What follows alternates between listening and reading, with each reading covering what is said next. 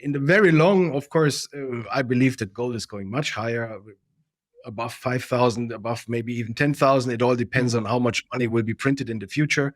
Right. But this rally, which is now running since 2 years, we haven't seen really silver going bananas, so to speak.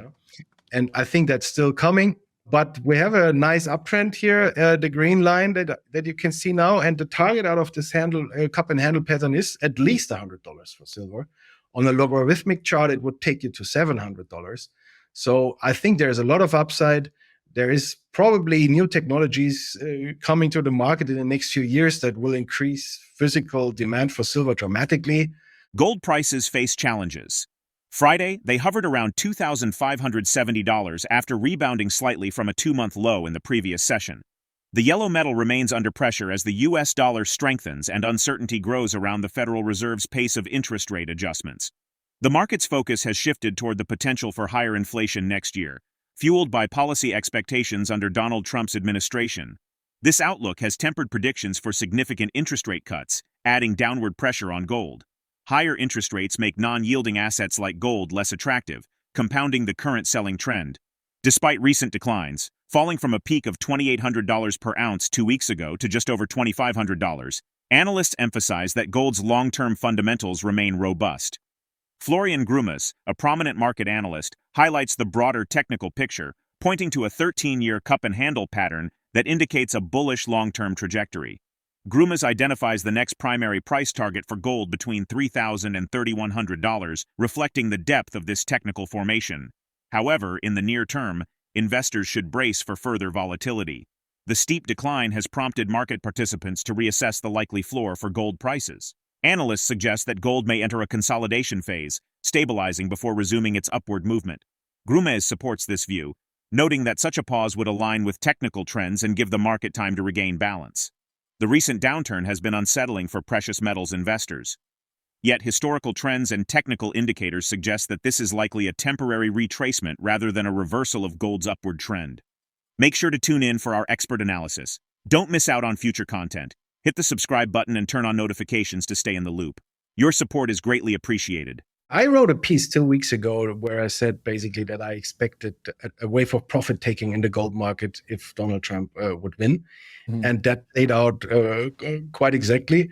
I think what needs to be understood is there has been a war premium somehow being building up over the last 1 or 2 years. Actually, probably it started with the invasion of Russia into Ukraine and then the sanctions against Russia, which has basically forced a lot of central banks on this planet to at least start diversifying their assets away from the dollar, and that the only way they could do this is by buying gold. So that was basically becoming clear in 2 years ago in October, November at the triple low at 16.15 in gold, when news came out that many central banks started buying gold. And we have seen since then massive central bank buying all over the place, basically. And they have been one of the big drivers behind the strong gold rally over the last 2 years. Yeah, so now we are here. We've seen a short-term top at $2,790, a heck of a rally over the last 12 months.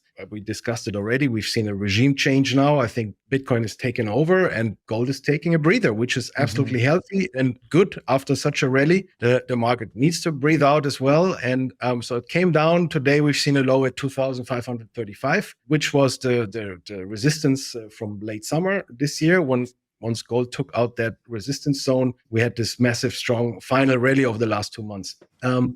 If we zoom out in the bigger picture, I don't believe that this is a long-term final important top that we've seen 2 weeks ago, simply because of the fact that silver hasn't shown up to the party. But could it be a bit more of a multi-week breather and maybe even go a bit lower from here? Yes, it's possible. So in gold as well, I mean, it seems like everything's about cup and handle pattern these days. But in gold, actually, we had a really big one. over the last 13 years developing. And I've been pounding the table over the last, basically between 2020 and 2023. I said, guys, we need more patience here, and this will take a bit more time. And finally, gold broke out last December and then had this massive rally since end of February. And we've seen a short-term top just 2 weeks ago. So this whole pattern has been bullish, and it should still take us to higher price levels. As you can see, we've reached basically the target out of that handle. This is the 2,535, which I also just mentioned. And we have another target which sits around, I would say, $3,080 to $3,100. That's the depth of the cup. So this is still outstanding, and I assume it will come at some point. The big question, and that is, by the way, the textbook cup and handle pattern, and you can use that also for the Bitcoin chart that I just showed before. But for the gold case, it means that we had this 13-year basically correction, consolidation, then finally this breakout here in December and early February, mid-February this year. And now, is this maybe the first breakout, and now the market is coming back to test this former resistance to support? That could be the worst case that I see for gold over the next few weeks. And probably in that case, it would take more like 1 to 3 months, I guess. That would mean a pullback to maybe $2,200. So that is the worst case, given the textbook here. The silver market experienced a slight pullback over the past week, but signs of recovery emerged on Friday as prices began to bounce back. While the market appears somewhat overextended in the short term, this correction could allow value-driven investors to re-enter. In early Friday trading, silver demonstrated bullish momentum, bouncing off the critical $30 level, a psychologically significant figure that often attracts buyer interest. Analysts suggest this rebound could push prices toward the 50-day exponential moving average, with a potential target of $32.50. Florian Grummes maintains an optimistic long-term outlook for silver. While the metal has underperformed gold in recent years, technical patterns, including the cup and handle, indicate substantial upside potential, with targets ranging from $100 to $700. This forecast is further supported by expectations of increased industrial demand driven by emerging technologies, which could significantly boost silver's value. Despite silver's inherent volatility, the current dip represents a buying opportunity for those focused on the metal's long-term prospects. As value hunters step in, the market appears poised for continued recovery, reinforcing the bullish sentiment surrounding silver's future. Let's get back to the interview. Silver has some features that gold doesn't have, right? And it's especially its industrial demand. And when it comes to the pricing, it's the fact that it's lagging like crazy. I think the silver bucks are pretty much unhappy or dissatisfied with the price action, given that gold has been recently trading up to 2,790 and silver just barely made it to 34.85, I think. So it's still trading far below its 90-80 high, which was also seen in 2011. But we also know that is the typical character of silver. It's always lagging. It's always coming late to the party. And when it comes to the party, it takes over for a short period of time and then it's crushing the party, right? Yeah. And I mentioned it before already. We haven't seen that behavior yet. So that tells me that this precious metals rally is not over. It tells me that the best is yet to come, even in the midterm.